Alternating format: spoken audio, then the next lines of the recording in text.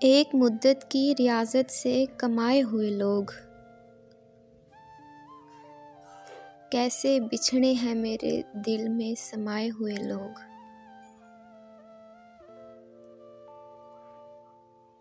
تلخ گوئی سے ہماری تو پریشان نہ ہو، ہم ہیں دنیا کے مصائب کے ستائے ہوئے لوگ۔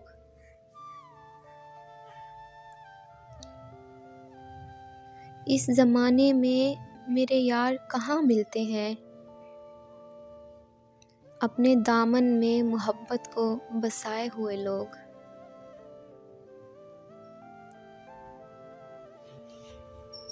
تجھ کو اے شخص کبھی زیست کی تنہائی میں یاد آئیں گے ہم عجلت میں گنوائے ہوئے لوگ۔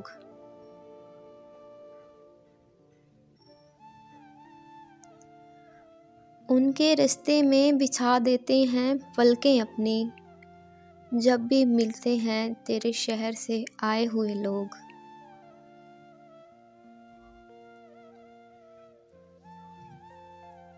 یہ غنیمت ہیں جو آزاد نظر آتے ہیں، خواب پلکوں کے دریچوں میں سجائے ہوئے لوگ۔ خواب پلکوں کے دریچوں میں سجائے ہوئے لوگ، ایک مدت کی ریاضت سے کمائے ہوئے لوگ کیسے بچھڑے ہیں میرے دل میں سمائے ہوئے لوگ، کیسے بچھڑے ہیں میرے دل میں سمائے ہوئے لوگ۔